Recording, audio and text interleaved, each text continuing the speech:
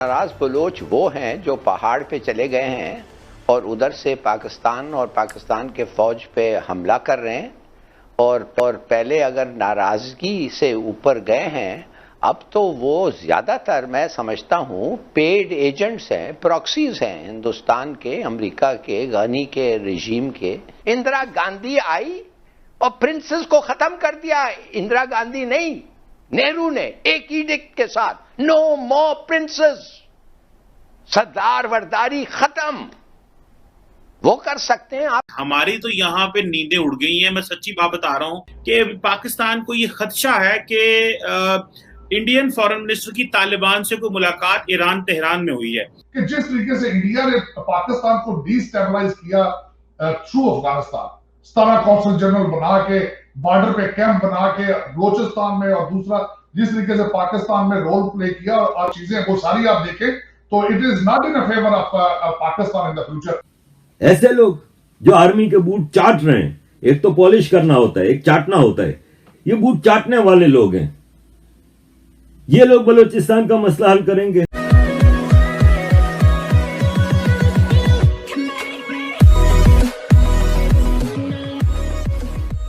नमस्कार दोस्तों, अब यहाँ पर बात हो रही है कि किस तरीके से बलोचिस्तान के लोग, या फिर आप कह सकते हैं कि बलोच लोग जो है वो पाकिस्तान को यहाँ पर टारगेट कर रहे हैं। देखिए, वो पहले से ही यहाँ पर एक अलग कंट्री को बनाने की बात कर रहे थे, लेकिन पिछले 1-2 साल से अगर आप देखो ना तो एक अलग लेवल का कॉन्फिडेंस उनमें बूस्ट हो रहा है। शायद जैसे कि वो मुक्ति वाहिनी में हुआ था कि उनको एक अलग लेवल का सपोर्ट फील हो रहा था क्योंकि इंडिया ने उनकी मदद की थी। तो यहाँ पर यही हो रहा है। पता नहीं उनको कौन मदद कर रहा है, हो सकता है इंडिया कर रहा है, हो सकता है ईरान कर रहा है, या फिर कोई और कंट्री कर रहा है। लेकिन बलूचिस्तान पिछले 2-3 सालों से जिस तरीके से पाकिस्तानी आर्मी पर हमला कर रहा है, जिस तरीके से पाकिस्तानी आर्मी की बजा रहा है, लग ऐसा रहा है कि भाई ये जो सिचुएशन है ना पूरी की पूरी खराब होने वाली है पाकिस्तान के लिए, और कंट्रोल करना उसके बाद बहुत मुश्किल हो जाएगा क्योंकि बलूचिस्तान एरिया बहुत बड़ा है और उनको पकड़ना भी मुश्किल हो जाएगा। इसी के साथ ये वीडियो शुरू करते हैं।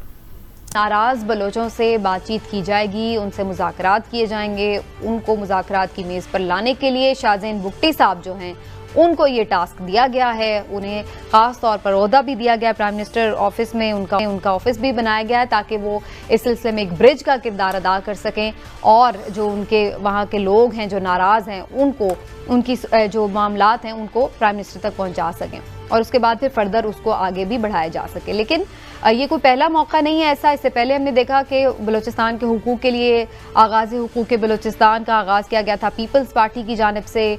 जब PMLN का दौरे हुकूमत था तो उसमें भी बलूचिस्तान के लिए बड़े बड़े पैकेजेस और मुराद का ऐलान किया गया था। और जब अब प्राइम मिनिस्टर साहब इमरान खान हैं तो उनकी जानिब से भी न सिर्फ ये कि ऐलानात किए गए मुख्तलिफ बलूचिस्तान की तरक्की के हवाले से, पसमानगी दूर करने के हवाले से, बल्कि जो नाराज़ बलोच हैं उनसे भी बात करने के हवाले से। तो क्या इस दफ़ा की ये कामयाब हो पाएंगे या नहीं, इसके हवाले से बात करते हैं।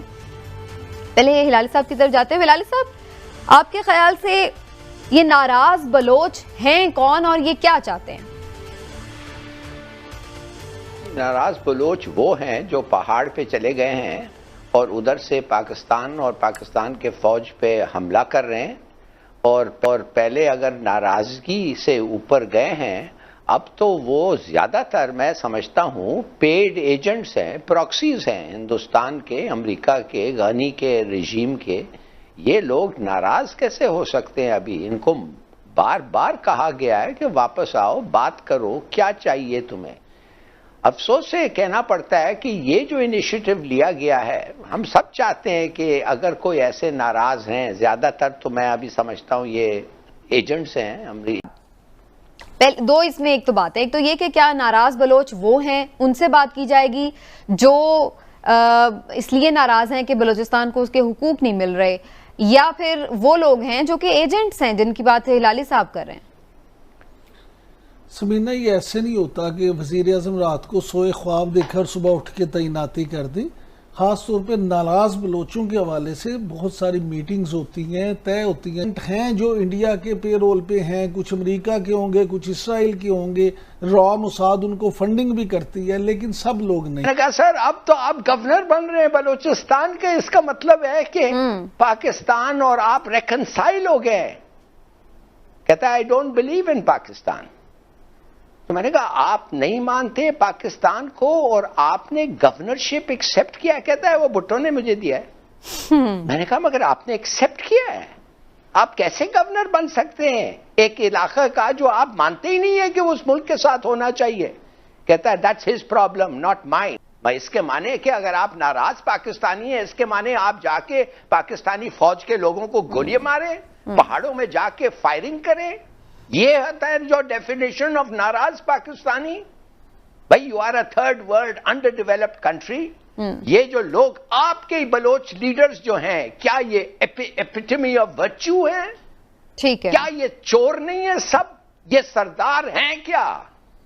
ये खुद भी रिकॉर्ड है बिल्कुल। इंदिरा गांधी, लेकिन इसमें इंदिरा गांधी आके प्रिंसेस, सोचिए एक मिनट, इंदिरा गांधी आई और प्रिंसेस को खत्म कर दिया। इंदिरा गांधी नहीं, नेहरू ने एक edict के साथ, नो मोर प्रिंसेस, सरदार वरदारी खत्म।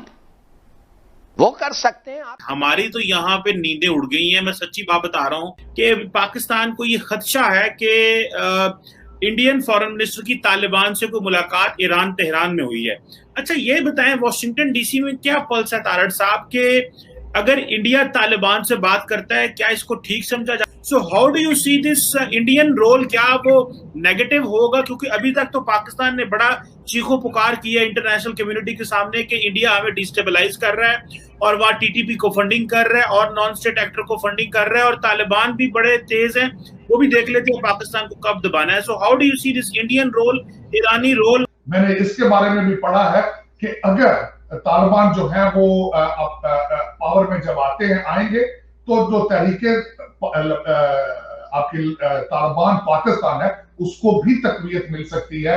पाकिस्तान का एंगल तो यही है कि तालिबान को बिल्कुल बात नहीं करनी चाहिए इंडिया के साथ, और मेरे ख्याल में नहीं करनी चाहिए। उसकी वजह यह है कि जिस तरीके से इंडिया ने पाकिस्तान को डिस्टेबलाइज किया थ्रू अफगानिस्तान, 17 कौंसल जनरल बना के, बॉर्डर पे कैंप बना के बलोचिस्तान में, और दूसरा जिस तरीके से पाकिस्तान में रोल प्ले किया, और कलभूषण उसकी मिसाल है, जिस वो वहां कहां से पकड़े गए, उनके एडमिशन और चीजें वो सारी आप देखें, तो it is not in favour of Pakistan in the future. अब अमेरिका क्या चाहेगा कि अमेरिका चाहेगा कि तालिबान इंडिया के साथ रिलेशनशिप बनाए, क्योंकि इस वक्त ना सिर्फ यहाँ पे 5 इंडियन कांग्रेसमैन, ना सिर्फ निकी हेली, बॉबी जिंदल, ना सिर्फ कैमला हैरिस फैक्टर, उनके की पोजीशंस यहाँ पे बाइडेन एडमिनिस्ट्रेशन में, वो चाहेंगे कि वो इंडिया के साथ तालिबान की बातचीत हो और प्रेशर पाकिस्तान पे कायम रखा जाए। पाकिस्तान अफगानिस्तान का उनके पास ना हल है, ना वो इंटरेस्टेड है उसमें,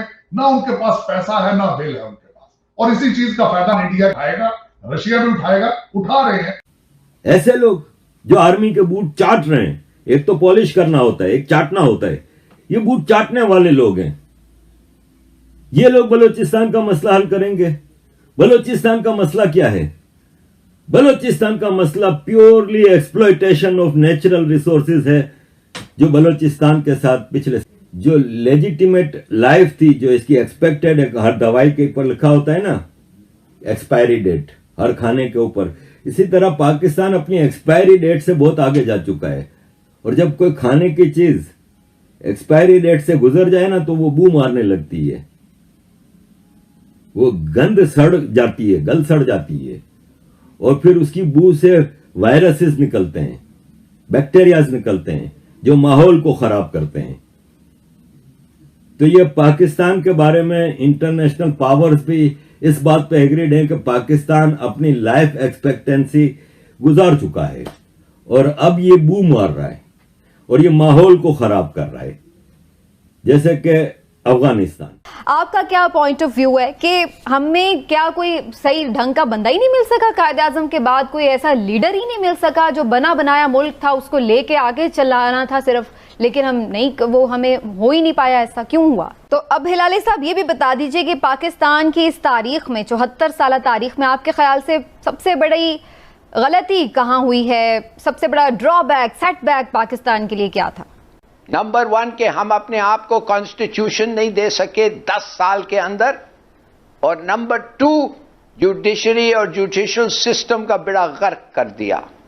ये हमारे बहुत बड़े फेलियर्स थे, और उन फेलियर्स से जो मुल्क भी आधा हुआ, वही उन फेलियर्स के, it's a product of those failure. अगर आज वो होते तो शायद वो भी रोते हमारी हालत को देख के कि इन्होंने मेरे मुल्क के साथ क्या किया। वेस्ट पाकिस्तान जो अब पाकिस्तान 1971 के बाद है, उससे पहले तो ईस्ट पाकिस्तान भी हमारे साथ था। इस इलाके में हिंदुओं और सिखों के जाने से मुसलमानों की जो एक बैकवर्डनेस थी एजुकेशन में और गवर्नमेंट सर्विसेज में और बिजनेस में तकरीबन बिल्कुल ये गैर हाजिर थे। Pakistan is the failed state. ठीक है, बलोचिस्तान में हमें प्रॉब्लम है, लेकिन Pakistan is a failed democracy, ये मैं मानने को तैयार हूं। फेल स्टेट ठीक है, आप कह सकते हैं जी 71 में तो ये फेल स्टेट हो गई, आई वुड एक्सेप्ट। हम जमहूरियत में एक फेलियर है। हिंदुस्तान के साथ अगर आप कंपेयर करें तो उनके रेगुलर इलेक्शन होते हैं। मैं कहता हूं ये औरंगजेब डेमोक्रेसी है, जो इलेक्ट हो जाता है या किसी तरीके से पावर में आ जाता है, वो कहता है कि बाकी सारों को उड़ा दो, मेरा ही हक है हुकूमत करने का। देखिए, पाकिस्तान की रेपुटेशन दुनिया में हमने खुद ही खराब की है। यहाँ पे नॉन स्टेट एक्टर्स को पाला, टेररिज्म की, अब वो सारी रिस्ट्रिक्शंस हमने मान भी ली हैं। दूसरी बात है पॉपुलेशन एक्सप्लोजन। किस आज़ादी का नाम लेकर आप उनको सिखाने निकले हैं कि हमने आपको आज़ाद करवा लिया। आप ना उस वक्त आज़ाद थे, आप ना आज आज़ाद हैं। भिखारियों की तरह पैसे मांगने वाली कौम, IMF सामने हर चौथे दिन झुकने वाली कौम, वो नज़रियात की और अपने नज़रिया पाकिस्तान की हिफाजत क्या करेगी? How long will you follow? इसी वजह से 74 सालों में आपने कुछ भी ईजाद करके नहीं दिया। आप तो किताबें लिखने से भी रह गए। आपके सारे स्टूडेंट्स बाहर के ऑथर्स की किताबें पढ़ रहे हैं। हमें शर्म भी नहीं आती यार। 74 सालों में कौमें क्या 74 सालों में भी तरक्की नहीं कर पाती? उसकी सादा मिसाल पाकिस्तान है। हमें लौट कर पीछे जाना पड़ता है कि उस वक्त दौर अच्छा था। तो खुदा के वास्ते आज भी अगर हम कबूतर की तरह आंखें बंद करके बिल्ली के सामने बैठकर कहेंगे ना कि बिल्ली शिल्ली कोई नहीं, तो याद रखिएगा इससे ज़्यादा बेवकूफ़ी और कोई नहीं होगी। मादूदे चंद ममालिक में से हैं जो अपनी ज़बान बोलना नहीं चाहते और जिनको दूसरी ज़बान भी नहीं आती। आपने तय कर लिया कि आपने अंग्रेज़ी में तरक्की करने की कोशिश करनी है। 74 सालों में सिवाय नाकामी के आपने और कोई मंजिल नहीं देखी। वही बात कि करप्शन ने इस मुल्क को दीमक की तरह चाटा।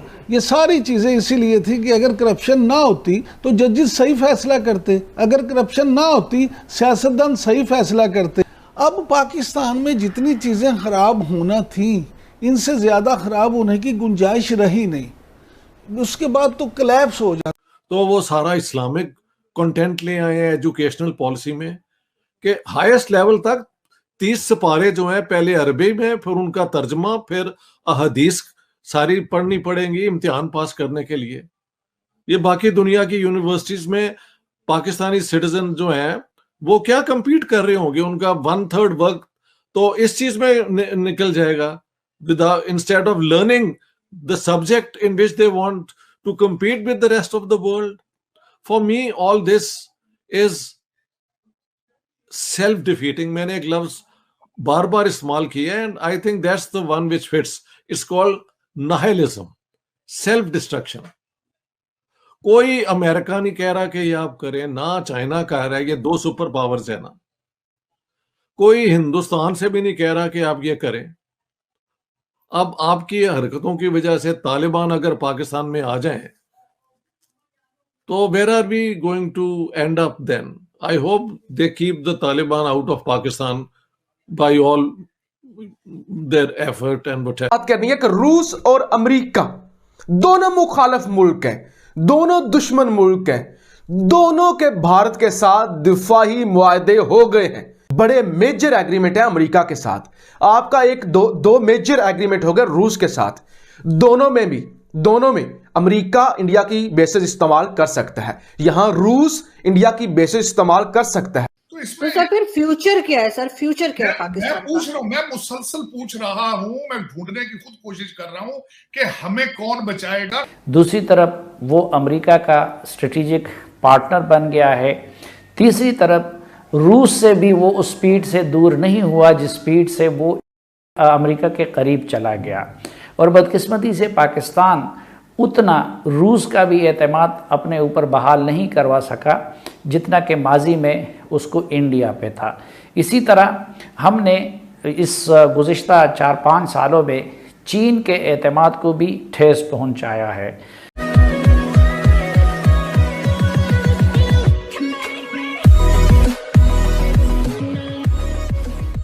नमस्कार दोस्तों, अब पहले क्या था, 1947 के बाद पाकिस्तान ने ये ट्राई की कि भाई हम अमेरिका के पाले में रहते हैं, बेनिफिट अच्छा रहेगा। हालांकि उसको उस समय उनको ऑफर रशिया की तरफ से भी थी, लेकिन वो अमेरिका की तरफ जाना उन्होंने पसंद किया। इंडिया न्यूट्रल रहा, इंडिया ने दोनों के साथ रिलेशन बेटर रखने की ट्राई की, लेकिन अमेरिका का एक सीधा सिंपल फॉर्मूला था कि दुनिया में इतने ज़्यादा कंट्रीज हमें सपोर्ट करते तो हमें इंडिया की ज़रूरत है नहीं, और हमें अमेरिका ने उस हिसाब से इंडिया के साथ रिलेशन मेंटेन या फिर बेटर नहीं रखे।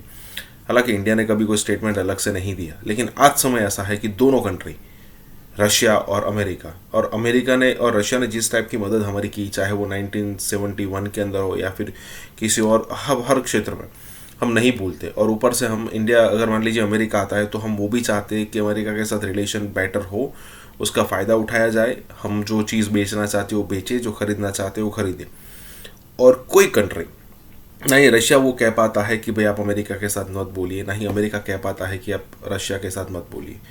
हम सबके साथ रिलेशन में, और यही चीज़ है जो दुनिया में भारत को अलग करती है। इसी के साथ ही वीडियो शुरू करते हैं। बात करनी है कि रूस और अमेरिका दोनों मुखालिफ मुल्क हैं, दोनों दुश्मन मुल्क हैं, दोनों के भारत के साथ दिफाही मुआहदे हो गए हैं। दोनों के ये मुआहदे हो गए हैं कि वो भारतीय बेसेस को यूज कर सकते हैं, और भी कुछ एग्रीमेंट्स हैं अमेरिका के साथ इंडिया के। लिहाजा बात करने का मकसद ये है, ये आपके 2-3 बड़े मेजर एग्रीमेंट है अमेरिका के साथ। आपका एक दो मेजर एग्रीमेंट हो गया रूस के साथ। दोनों में अमेरिका इंडिया की बेसेस इस्तेमाल कर सकता है, यहां रूस इंडिया की बेसेस इस्तेमाल कर।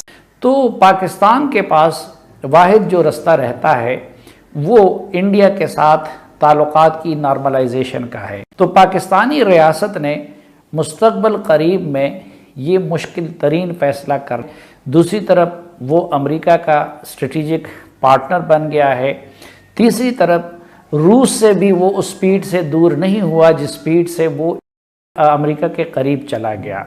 और बदकिस्मती से पाकिस्तान उतना रूस का भी एतमाद अपने ऊपर बहाल नहीं करवा सका जितना कि माजी में उसको इंडिया पे था। इसी तरह हमने इस गुज़िश्ता 4-5 सालों में चीन के एतमाद को भी ठेस पहुंचाया है। हमारे डिप्लोमेटिक मिशन क्या कर रहे हैं बात, वो शनाख्ती कार्ड और पासपोर्ट बनाने से भी कासर है। डिप्लोमेसी का उनको पता ही नहीं। आपकी फॉरेन पॉलिसी नहीं है तो ये फॉरेन पॉलिसी प्रमोट क्या करेंगे? आप बताएं ना। मेरा क्वेश्चन है आरजू आपसे, आप इस्लामाबाद बैठी, आपकी फॉरेन पॉलिसी क्या है? आपकी फॉरेन पॉलिसी, मेरे हिसाब से आपकी फॉरेन पॉलिसी सिर्फ डॉलर है। आपको चाइना से डॉलर आए तो आप उनके साथ हैं, आपको उनके बंद हुए तो आप IMF के कदमों में पड़े। ये फॉरेन पॉलिसी है आपकी फॉरेन पॉलिसी तो डॉलर है। वो कहते हैं ना सर, ये तो हमेशा से रही है सर। पहले भी नवाज शरीफ साहब भी जब आते थे कहते थे मैं कशकोल तोड़ दूंगा। इमरान खान साहब ने कहा था मैं खुदकुशी कर लूंगा, लेकिन कुछ भी नहीं हुआ। तो फिर यहाँ पे एम्बेसियों का मकसद ही कोई नहीं। मेरे ख्याल में तो इन पे फजूल खर्चा हो रहा है। क्या प्रमोट कर रहे हैं यहाँ पे, ये बताएं। शनाख्ती कार्ड और पासपोर्ट। और मजे की बात ये कि ये एम्बेसियों में क्या है, एक रवाज है कि आपके एस्टेब्लिशमेंट और सियासतदानों के बच्चे, भतीजे, भांजे सिफारशी यहाँ भेज दिए जाते हैं 4-4 साल के लिए। वो बिल्कुल पाकिस्तानियों से बदतमीजी करते हैं, वो उनको ट्रीट सही नहीं करते। पता होता है मतलब सिफारिश पे आए हैं, हमें कौन हाथ लगा सकता है। वो 11-12 बजे आते हैं, सिगरेट पीते, चाय पीते, घर चले जाते हैं। वो तो शनाख्ती कार्ड पासपोर्ट नहीं दे सकते, वो आपकी डिप्लोमेसी क्या करेंगे? ये तो एक मजाक है ना। जब आपकी फॉरेन पॉलिसी नहीं तो फॉरेन डिप्लोमेटिक मिशन का क्या मतलब है? तो इसमें तो सर फिर फ्यूचर क्या है सर? फ्यूचर क्या है पाकिस्तान? मैं पूछ रहा हूं, मैं मुसलसल पूछ रहा हूं, मैं ढूंढने की खुद कोशिश कर रहा हूं कि हमें कौन बचाएगा। तो पाकिस्तानी रियासत अब एक दोराहे पे खड़ी हो गई है और पाकिस्तानी रियासत को ये फैसला करना है कि वो चीन के साथ जाएं या कि फिर अमेरिका के साथ जाए। अगरचे सरदस्त अमेरिका ने कुटी करने का मुतालबा नहीं किया है चीन के साथ, लेकिन लगता यही है और उसका पैगाम यही है कि अगर पाकिस्तान उसके साथ आगे बढ़ना चाहता है तो फिर उस सूरत में उसको चीन को और सीपैक को अलविदा कहना पड़ेगा। ये उनका एक खामोश पैगाम है जो पाकिस्तान को दिया जा रहा है। दूसरी तरफ पाकिस्तान डिप्लोमेटिक फ्रंट पे और इकनॉमिक फ्रंट पे जो IMF के मामलात है, FATF के मामलात है और सफारतकारी के दीगर इश्यूज़ है, उस पे पाकिस्तान अमेरिका का मोहताज है, क्योंकि अभी तक वर्ल्ड को और बिलखुसूस वेस्टर्न वर्ल्ड को अमेरिका ही लीड कर रहा है। रूस और इंडिया का, इसके अलावा रेलस एग्रीमेंट पर बात चल रही है, एग्रीमेंट हो रहा है रूस और भारत में। यह एग्रीमेंट क्या है? यह एग्रीमेंट ये है कि भारत रूस की जो बेसेस हैं वो यूज कर सकेगा और रूस भारत की फौजी बेसेस, नेवी की शिप्स और बाकी जो सारी चीजें हैं वो इस्तेमाल कर सकेगा जब उसे जरूरत होगी। और इसके अलावा लॉजिस्टिक सपोर्ट्स या फिर भारत के असले को बेहतर करना या बाकी जो चीजें मिलिट्री इक्विपमेंट होता है वो रूस से खरीदेगा भारत। तो ये एग्रीमेंट हो चुका है, यानी सादा लफ्जों में रूस अब भारत की बेसिस इस्तेमाल कर सकता है। इससे पहले लिमुआ, एक लॉजिस्टिक सपोर्ट का लिमुआ एग्रीमेंट 2016 के अंदर हुआ था, अमेरिका और भारत का। लिमुआ इसे कहते हैं, लिमुआ भी कहते हैं। एक कॉमकासा इसे कहते हैं, कॉमकासा कम्युनिकेशन के हवाले से। यह 2018 के अंदर अमेरिका और इंडिया का एग्रीमेंट है। जो लोग फॉलो करते हैं इन चीजों को उनको पता है कॉमकासा। यह 2018 के एंड में एक एग्रीमेंट हुआ था ट्रंप में और मोदी में, जब 2+2 मीटिंग हुई थी अमेरिका के साथ भी। ये हो गया था एग्रीमेंट। और इसके अलावा और भी कुछ एग्रीमेंट्स हैं। दुनिया में कोई ताकत ऐसी नहीं है जो उनके अज़ाइम को रोके, उनको चेक करे या उनकी मुखालफत करे या उनके ऊपर किसी किस्म का कोई मुआशी या सियासी दबाव डाले। और हमारी लीडरशिप भी पांव उनके ठंडे हैं, वो कोई फैसला करने से कासिर है और वो दुनिया की तरफ देख रहे हैं। हिंदुस्तान ने जब भी करना है कुछ ऐसा वो कर गुजरते हैं।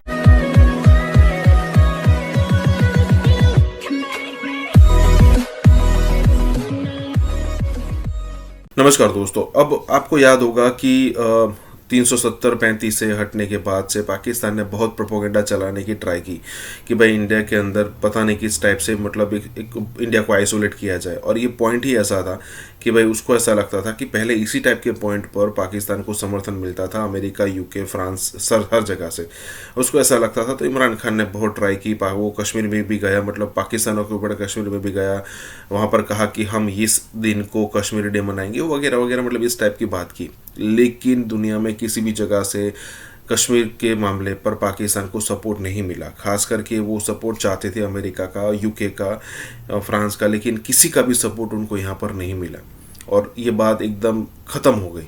अब इसको सालों होने को है, लेकिन आज भी पाकिस्तानी मीडिया में कई बार डिस्कस होता है, लेकिन ज़्यादातर अगर आप बात देखो तो ये सब चीज़ें शून्य हो गई है, क्योंकि यही डिस्कशन पाकिस्तान में हो रहा है कि कोई भी इंटरनेशनल प्रेशर मोदी पर काम नहीं करता है। इसी के साथ ये वीडियो शुरू करते हैं। तो पाकिस्तान की पॉलिसी क्या होनी चाहिए, हमारा रिस्पांस क्या होना चाहिए? देखें जी, ये तो आपने बहुत बड़ा सवाल कर दिया। देखना ये है, पहले हिंदुस्तान के रवैये को अगर आप देखें तो हिंदुस्तान सिर्फ इल्जाम लगाने के लिए नहीं, वो पंचिंग बैग पाकिस्तान को बनाता है एक कवर अप के लिए, लेकिन वो अपना एक स्ट्रेटजी, एक मकसद, एक ऑब्जेक्टिव लेकर चलते हैं। उनकी तमाम लीडरशिप ने हमेशा ऐसे ही किया है कि वो एक ऑब्जेक्टिव लेकर चलते हैं और उसको वो हतमी अंजाम तक लेकर जाते हैं। इस रीजन में बिलखुसूस और दुनिया में बिलअमूम सियासी तौर पर उनके मकासद को रोकने के लिए दुनिया में कोई ताकत ऐसी नहीं है जो उनके अज़ाइम को रोके, उनको चेक करे या उनकी मुखालफत करे या उनके ऊपर किसी किस्म का कोई मुआशी या सियासी दबाव डालें। आप अगर तारीख पर नजर दौड़ाएं तो आप देखेंगे कि उन्होंने जब पाकिस्तान को डिसइंटीग्रेट करना था तो ईस्ट पाकिस्तान में उन्होंने बिला जवाज चढ़ाई कर दी। न वो उस मामले में स्टेक होल्डर्स थे, न ईस्ट पाकिस्तान का मसला यूनाइटेड नेशन में हल तलब था, न वो कोई इंटरनेशनल डिस्प्यूट था और न इंडिया उसमें स्टेक होल्डर था सिवाय एक नेबर कंट्री होने के।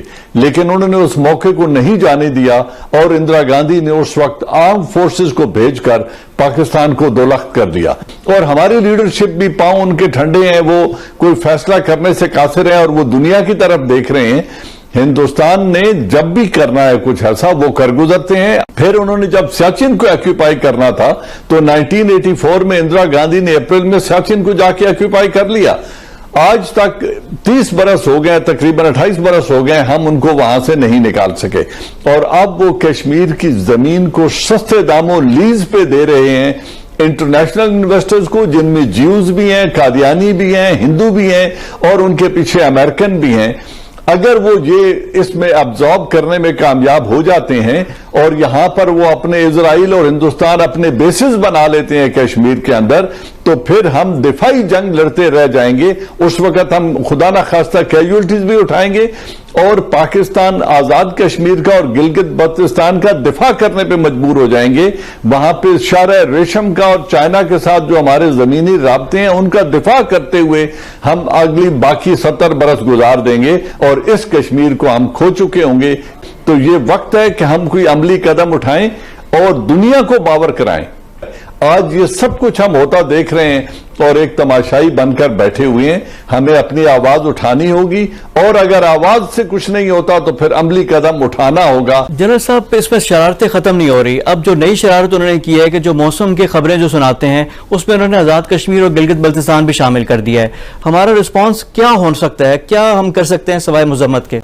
आप कह रहे हैं उन्होंने उसको शामिल कर लिया है वेदर रिपोर्ट में। वेदर रिपोर्ट नहीं, उनकी लोकसभा में उन्होंने 24 सीटें खाली रखी हुई हैं और उनकी आरएसएस की लीडरशिप ये कहती है कि हमारी लोकसभा उस दिन मुकम्मल होगी जिस दिन मुत्तहिदा कश्मीर और गिलगित बल्तिस्तान से 24 नुमाइंदे मुंतखब होकर आएंगे और इस असेंबली में आकर बैठेंगे, तो उस दिन हम कहेंगे कि आज हमारी लोकसभा मुकम्मल हो गई है। कहेंगे। और मैं इशू की तरफ आपसे बात भी करना चाहूंगा, वो है बलूचिस्तान का, क्योंकि इससे पहले कश्मीर में जो कुछ हो रहा है तो उसका वो कह रहे हैं कि जी हम बलूचिस्तान में बदला लेंगे।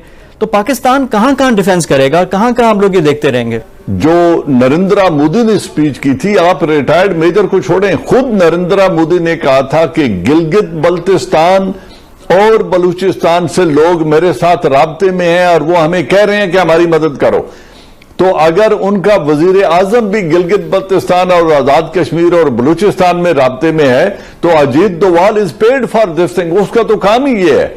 वो तो बड़ा अलल ऐलान कह चुका है कि हम पाकिस्तान के ऊपर हमला आवर होंगे, हम इसको 2 लाख करेंगे। उनके मिनिस्टर्स का ये कहना है कि पहले पाकिस्तान के 2 टुकड़े किए, आप 4 टुकड़ा करेंगे।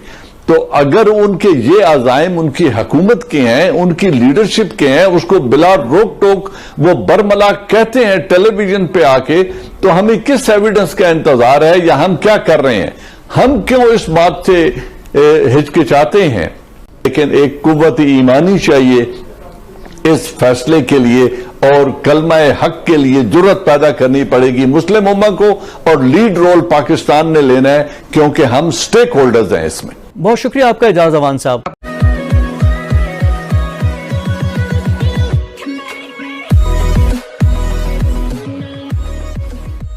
नमस्कार दोस्तों, अब यहाँ पर कहना ऐसा है कि भाई भारत की तरह हम नकल नहीं कर सकते, अब बिल्कुल नकल नहीं कर सकते, क्योंकि भारत ने जो न्यूट्रल पॉलिसी अपनाई है उसको लेकर इंडिया बहुत भुगत भी चुका है। भुगत कैसे चुका है? जैसे मान लीजिए कि एक तरफ अमेरिका जो था वो पूरी की पूरी तरीके से पाकिस्तान की फेवर में था, तो ऑब्वियसली रशिया हमारी फेवर में था। अब ऐसी सिचुएशन में अमेरिका ने जो रशिया को हराने के लिए 1978-79 के अंदर जो अमेरिका ने वहाबी थियरी को यहाँ पर वजन दिया था पाकिस्तान और अफगानिस्तान की बॉर्डर पर, बहुत सारे मदरसे बनाए और लोगों को कट्टर बनाया गया। और आज जो तालिबान है वो पाकिस्तान की ही देन है, अमेरिका की ही देन है। इसके बाद जब रशिया चला गया तब 90s के आसपास इंडिया के अंदर टेररिज्म शुरू हुआ, फिर भी इंडिया न्यूट्रल रहा। पाकिस्तान को पूरा का पूरा वेस्टर्न ब्लॉक का सपोर्ट था, नो डाउट, दूसरी तरफ रशिया का सपोर्ट था हमें, लेकिन उसका भी बहुत नुकसान हुआ क्योंकि पाकिस्तान जो है वो वेस्टर्न ब्लॉक के पैसों से माला माल होता रहा और उसमें से अच्छा खासा पैसा टेररिज्म के लिए यूज किया गया। कश्मीर के अंदर अच्छी खासी यहाँ पर इंसर्जेंसी की गई, पंडितों को भगाया गया, लेकिन फिर भी इंडिया न्यूट्रल का न्यूट्रल रहा। इंडिया ने किसी भी क्षेत्र में ऐसा नहीं सोचा कि भाई चाहे वो अमेरिका की तरफ पूरी तरीके से हो जाए या फिर रशिया की तरीके से पूरी तरफ हो जाए। कहने का मतलब है कि इंडिया ने बहुत भुगता है और जब आज इंडिया इसके मजे ले रहा है या फिर कहे कि उसको एंजॉय कर रहा है, तो आप ऐसा नहीं सोच सकते कि भी हम भी ऐसे हो जाए, हमें भी मजा आएगा। आपको भी वो पीरियड भुगतना पड़ेगा और वो पता नहीं कितना लंबा चलेगा। इसी के साथ ये वीडियो शुरू करता है। अमेरिका को डरता नहीं है हमसे, जो जहन में रखे। इंडिया बड़ा मुल्क है ना, वो अगेन उसमें जब मिलिट्री वाइज बड़ा है, इकोनॉमी वाइज बड़ा है, मिडिल क्लास 60 करोड़ के हैं, उनके बाद पूरी दुनिया को उसकी आके इंडिया की जरूरत है, मार्केट है ना वहाँ पे, उनका बिजनेस वो कर सकते हैं। पर ऑफ कोर्स हम उनकी नकल नहीं कर सकते। हमारे में और इंडिया में बड़ा फ़र्क है। जिस तरह मैंने कहा ना, आपने अपनी औकात और हैसियत के मुताबिक ये भी नहीं करना कि एक टोकरी में सारे अंडे रखने हैं, मगर ये भी नहीं करना कि टोकरी उठा के फेंकनी है और एक्सप्लोर भी नहीं करना। राइट अच्छा कलासर साहब, हमारे अपने रिसोर्सेज पाकिस्तान के अंदर ड्राई अप हो चुके हैं। लोकल रिसोर्सेज, हमारे ये सारे के सारे इकोनॉमिक रिसोर्सेज जो हैं वो बाहर से आ रहे हैं। All the dollars that are coming, IMF के पास हम लोगों को बार बार जाना पड़ा है। हालांकि खान साहब कहते थे कि मैं खुदकुशी कर लूंगा, लेकिन इस तरीके से IMF के पास नहीं जाऊंगा। अब कंसिडरिंग दिस, और थोड़े पहले आप भी यही बात फरमा रहे थे, इकोनॉमी की बेसिस के ऊपर जो है वो दुनिया आपकी इज्जत करती है या इज्जत नहीं करती। ये जो हमारी पेटी पॉलिटिक्स होती है या हमारी शख्सियात की पॉलिटिक्स होती है, या हम अपनी शख्सियात की बेसिस के ऊपर डिप्लोमेटिक चीजों को भी इन्वॉल्व कर रहे होते हैं, क्या वक्त नहीं आ गया इसको तब्दील किया जाए and we should focus on economy rather than this? मैं इस पे आता हूँ। पहले भी बात हो रही थी इसके अमेरिका की और इसके इंडिया के रिलेशनशिप की, कि इंडिया ने भी बाई किया है वहाँ से अच्छी खासी, इस रशिया से। अभी मैं एक ट्वीट देख रहा था, वो इंडिया की वो जर्नलिस्ट जो हैं उन्होंने किया हुआ था कोटिंग, वहाँ पे वो इस न्यू दिल्ली में हैं, जो उनके डिप्टी उनके NSA हैं अमेरिका के, और वो भी मेरा इंडियन वो हैं, इंडियन बॉर्न है शायद। उन्होंने थ्रेट किया है इंडिया को और नाम से अपने कोट करके किया है। यहाँ तो चलो वाया भटिंडा है ना कि उन्होंने उस सफ़ीर को मिले, सफ़ीर को उन्होंने कुछ कहा होगा। अमेरिका ने जिसका डिनाइल किया है, आपस की बात है, उन्होंने डिनाइल किया कि हमने नहीं कहा। अमेरिका को डरता नहीं है हमसे, जो जहन में रखे। इंडिया बड़ा मुल्क है ना, वो अगेन उसमें जब मिलिट्री वाइज बड़ा है, इकोनॉमी वाइज बड़ा है, मिडिल क्लास 60 करोड़ के हैं, उनके बाद पूरी दुनिया को उसकी आके इंडिया की ज़रूरत है, मार्केट है ना वहाँ पे, उनका बिजनेस वो कर सकते हैं। असल के हमें पाकिस्तान के मफादात देखने हैं और हमें जो है बाकी ज़ातियात में तो नहीं जाना, मगर क्योंकि एक माजी रहा है पाकिस्तान में कि लोगों ने अपने ज़ाती मफादात के लिए नेशनल मफादात को सेक्रीफाइस किया हुआ है। मैं सिर्फ मुशर्रफ साहब का ही बता दूं कि ये न्यूयॉर्क टाइम्स में, आगे मैं पिछले प्रोग्राम में बता रहा था, खबर छपी थी कि जब उन्होंने बिल क्लिंटन के अगेंस्ट जाके उसको फारिग कर दिया था, तो उसके बाद फिर वो एंथनी जिन ने कहा कि छोड़ दे Tony, I need your help. Musharraf ने उसको कॉल किया, उन्होंने फिर क्लिंटन को फ़ोन किया। ये छपा हुआ अखबार में, मैं रिपोर्ट किया हुआ है कि उन्होंने कहा ये हमारा आदमी है, ये हमें ज़्यादा डिलीवर करेगा। आपको ज़ाती प्रॉब्लम है नवाज शरीफ से या कौमी मफाद से? उन्होंने कहा कौमी मफाद से। उन्होंने कहा he deliver us more and he deliver them more. सारे अड्डे शड्डे दिए। सो हमारा ये माजी राब है, हुसैन हक्कानी का भी माजी एक राब है। फिर उसके बाद नवाज शरीफ साहब भी वहाँ से रेजोल्यूशन लेते रहे हैं। सो हमें we have to be watchful about our interest. ये इधर या उधर जाने की बात नहीं है, जैसे भी जहाँ भी इंस्टीट्यूशनल हम समझे हमारे इंटरेस्ट हैं। एक चीज़ है वैसे, हम सारा हर वक्त ना, मैं भी उनमें से, हम सब हैं, जो होना भी चाहिए आइडियली तो वही होना चाहिए। हम प्राइम मिनिस्टर जो होते हैं पाकिस्तान को, उनको चीफ एग्जीक्यूटिव समझते हैं, हम तो उनको वोट देते हैं ना, फौजी एस्टेब्लिशमेंट को नहीं देते। जो इमरान खान साहब ने तकरीर की है कि चार्जशीट किसके खिलाफ थी? अगर डिलीवर करना था, जो आमिर भैया भी बता रहे हैं, तो आपको डिलीवर प्राइम मिनिस्टर पाकिस्तान ने करके देना होता है। हमारी एस्टेब्लिशमेंट के उनके साथ आज भी ये कह रहे, जनरल शोएब हमजा साहब कह रहे थे हमारे अच्छे ताल्लुक जो होने चाहिए।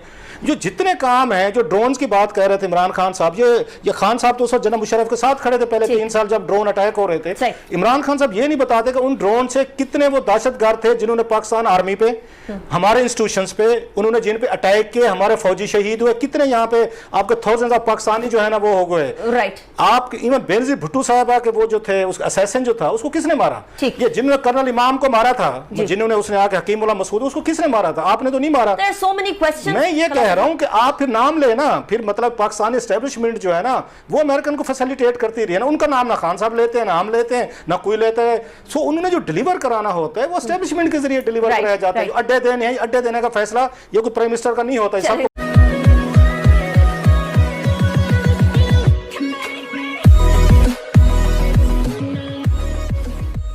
नमस्कार दोस्तों, अब यहाँ पर यूके के प्रधानमंत्री की भारत की विजिट के बारे में बात हो रही है कि भाई आखिरकार ऐसा क्या है कि यूरोपियन कंट्रीज हो, अमेरिका हो या फिर कोई और कंट्री हो, वो दौड़ा दौड़ा सीधा इंडिया में चला आता है। और मान लीजिए कि हम भी, मतलब पाकिस्तान भी अगर चाहता है कि उस लेवल की पार्टनरशिप या फिर उस लेवल का वैल्यूएशन उसे भी मिले, क्योंकि पाकिस्तान की हर समय यही एक कंडीशन रहती थी कि अगर आप इंडिया को ये चीज दे रहे हो तो हमें भी आपको देनी पड़ेगी, और हमारे साथ भी रिलेशन आपको अच्छे रखने हैं तो ये करना पड़ेगा। और दूसरे कंट्री से करते थे क्योंकि उस समय उनको इंडिया की तरफ झुकाव रखने से कोई बेनिफिट था नहीं।